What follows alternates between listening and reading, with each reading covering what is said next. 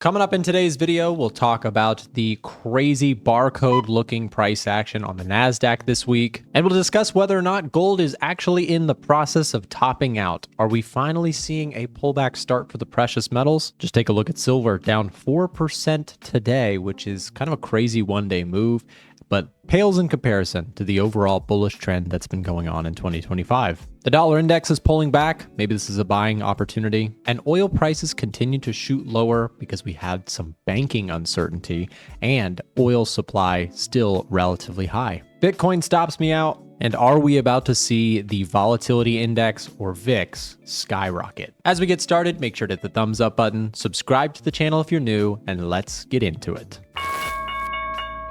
Now, first things first, in today's video, I wanted to disclaim that volatility is high right now. So what likely will happen by the time you see this video is prices will have changed, sometimes even dramatically. Recently, I've been publishing a video. Once it's edited and published, prices are all over the place since the point of filming. So I'm going to give you a high level or higher time frame perspective to give you something that is relevant, even if you get some volatility into the Friday close, which I actually think is possible. Remember that 1 week ago on that Friday, we did get some heavy selling into the Friday close due to a lot of Trump drama, but also people perhaps maybe wanting to not hold their positioning into the weekend.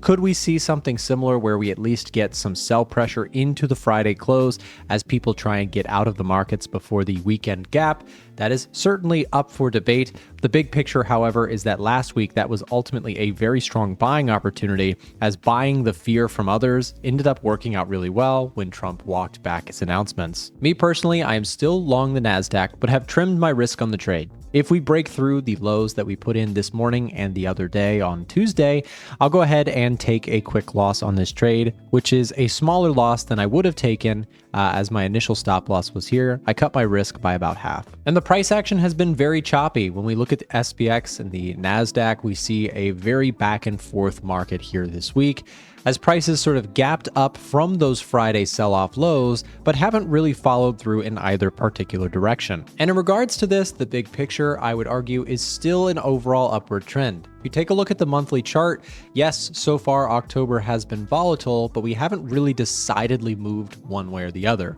The bears here, in my opinion, would really need to start taking out the prior month's lows to decisively take over this trend. But for now, the monthly chart remains in an upward fashion, and it is possible that this low could have actually been the higher low that we needed for this trend to continue. Yes, it's stretched, but trends can remain stretched for quite some time. Just ask gold. Here's the monthly chart for gold. You can see this thing is just in a straight moonshot here, especially in the last week, considering we've had from this low here to the high a move of 11% in just a few days.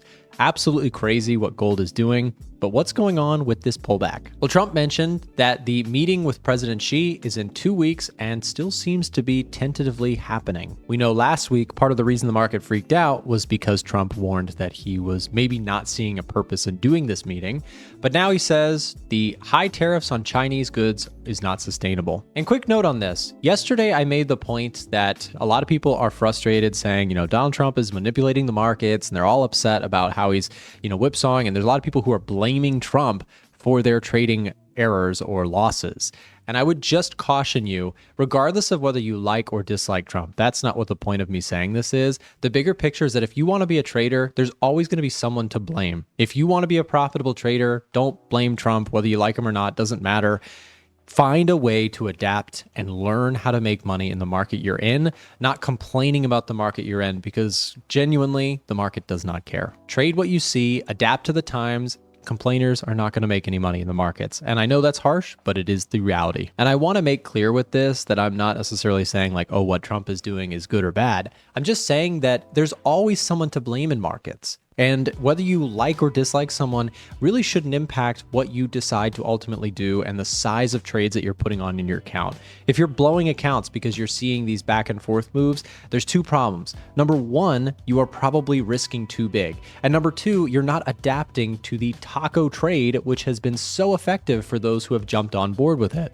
What I mean by that is you're falling victim to the idea that Trump is saying one thing and then walking it back, and you're falling for the first thing every time. Now, again, I'm not not trying to isolate or upset anybody with this, but it is a reality that a lot of traders are doing right now. They're blaming their political affiliations for why their trading is not going well. Please be careful with this. Again, you may not like Trump, totally fine, that's your opinion, but don't let that completely destroy your trading approach. And when we look at gold, it looks like we're solidly starting to form possibly a red candle here. However, the last time we got this, it was just a brief pause before another rally higher. But one of the biggest reasons I think there may be a pullback upon us when it comes to gold, not that I would short it or bet against gold, but that I think a pullback may be in order, is that people are genuinely queuing in physical streets to buy gold. You can see this is happening in Australia. People are lined up to buy physical gold, which to me is a little bit of a warning sign. If you're looking to get funded this year, check out our sponsor of today's video, DNA Funded. They're currently offering 20% off to subscribers of my YouTube channel if you use the promo code right here, A1T20. Simply scan the QR code if you want to check out the different challenges that they offer. And if you are looking to get funded this year, I like DNA Funded because they come from a background of DNA Markets, right, which is an established brand and brokerage in the retail trading space that has been around for some time. I think when it comes to trading with prop firms, going for the more professionally run businesses are the places to be, in my personal opinion and experience in terms of working with and speaking with a lot of different prop firms in my role as a creator. I've chosen to work with DNA Funded because, again, their professionalism stands out. And again, they're offering a really nice discount to existing subscribers of my YouTube channel. Check out them with the QR code or the link in the description down below. Use promo code A1T20 to get 20% off their challenges. And I've told the story in the past on my channel that in 2017, I was finishing up college and I remember going into a Panera Bread company and seeing a bunch of college kids crowded around to a computer who knew nothing about financial markets, talking about how crypto is the future and they're buying it now. Now, while they were right in the long term, they were literally buying it right at the top of a huge move. I mean, I'm not even kidding. This was the end of the year. It was almost Christmas time. So like December 2017, I saw people crowded around a computer. And when the average person who knows very little about financial markets is telling all their friends to get into the financial markets, it is actually a very iconic example of market tops. And again, while I think gold is a remarkable long-term thing, and I am very bullish over the long term, I've been a precious metals bull for years, I still think there are times to say, okay, maybe we pause on buying and wait for opportunities. Same with silver. I think you could, if you take a look at the moving averages on these things, you have so much room to pull back and it still be an upward trend. I mean, the 20-day moving average is still a 7% drop. If you're looking at the 50, that's a 17% drop. The 100 is a 23% drop and a 30% drop to get us back to the 200-day moving average with similar measurements for gold. So are precious metals stretched? I would argue yes. Does that mean we short? Absolutely not. When it comes to precious metals, shorting is rarely an option that I choose, but certainly not one that I choose when the thing is in a very strong upward trend. It can be tempting, but a lot of people have blown a lot of money trying to call the top on gold and silver. And same thing with the NASDAQ for that matter. When something is in a very strong bullish trend, the simple textbook example is to not fight the trend. I find that to be very true after all these years of trading. Another thing that I found really interesting is investor sentiment this week actually showed more bears joining the party. Now, this is specifically a survey which offers insights into the opinions of individual investors, asking them their thoughts on where the market is heading in the next 6 months, specifically the stock market. And what we see is the latest data point shows a steep rise in bearish crowd sentiment. If we scroll down on this page, for those of you who have a copy of the Edge Finder, you can see that bullish sentiment peaked out right before it had a sharp drop this week, and the opposite is true for bearishness. Retail or crowd sentiment went from very bearish or less bearish to suddenly much more bearish. This actually tells me that there may be some room for the stock market to punish the bears who jumped in and sold and could potentially be headed back to the highs. But good trading is not about certainties. And while I do think that there is a possibility that we are basing out for another push through the highs for the NASDAQ, I don't know that for certain. And if I'm wrong, I'm going to cut my trade and take a minimal loss. But sentiment has become bearish on the stock market. And I do actually think that that could be a little bit of a gotcha moment where we push back to the highs on the NASDAQ. Seasonally, our data shows that in the last 10 years, there is historically a strong rally in stock prices towards the end of the year. I still think that's very possible in November and in October. And another thing I think could be bullish is actually the dollar. If we take a look at the Edgefinders reading for dollar CAD, it's getting a very bullish bias overall, with technicals, institutional activity, sentiment, inflation, and economic growth favoring a stronger dollar CAD. This would be considered a pretty strong trading setup for me, so let's take a look at the technicals. Here's a look at dollar CAD on the daily chart, which is a currency pair that I'm looking for an opportunity to get long on if we do get a retracement into the 38.2% retracement zone. Though this is a little bit of a ways away, I want to be preemptive with my trading ideas and set them up before they come into existence. Here's a look at some of the Edgefinders' current top setups. We have dollar CAD, as we just discussed. The NASDAQ is getting a bullish rating based on sentiment and economic data. The Dow Jones also looks pretty good. We have some bearish setups as well, things like Euro Pound. Here's a look at Euro Pound on the weekly chart. Seems to be topping out around this area of resistance that we could see around the 87.50 level. I would be surprised if we did see some longer term rollover in this currency pair. Here's a quick update on Bitcoin, which I stopped out of here this morning for a loss. And you can see here is the final P&L on my Bitcoin trade, down $6,154. Obviously not ideal, but you win some, you lose some. Nothing works all the time. And so when it comes to Bitcoin, this was my first attempt to get long. It didn't work out, and I thought we would have some follow through after finding support here.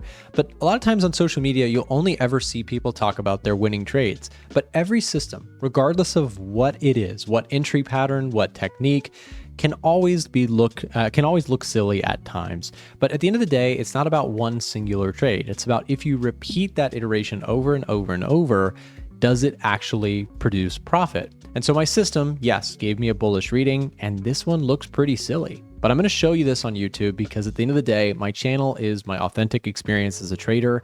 You don't win every trade. Nobody does. And anybody who tries to hide their losers is more likely not actually a profitable trader. In my opinion, it's very important to acknowledge your losses and also to learn from them. So things didn't work out with the Bitcoin trade, but I still would like to see how price action develops from here. If we can put in some sort of spike low and reverse by end of day, maybe there's an opportunity for another attempt on the long side for Bitcoin, but that would also depend on what my system is saying about Bitcoin at that time, specifically the Edgefinders reading. And if we take a look at crypto specifically, you can see if we include the neutral readings that Bitcoin is currently getting a neutral rating. So this would mean no further trades on Bitcoin. I move on to the next one, and that is all. And while Bitcoin isn't working out too great just yet, the NASDAQ trade is counterbalancing it for now.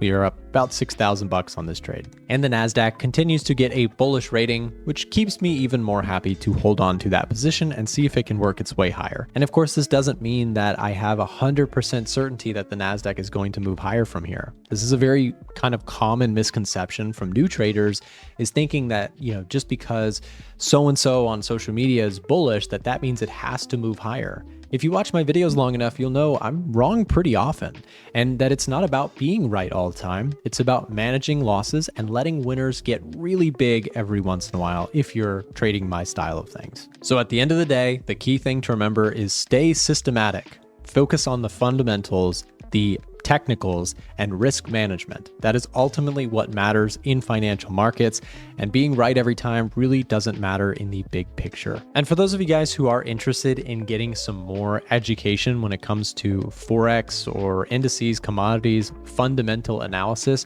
I would encourage you to take a second to join our free to join Telegram channel. In this Telegram channel, we're sharing daily updates and analysis on currencies, commodities, indices, and more.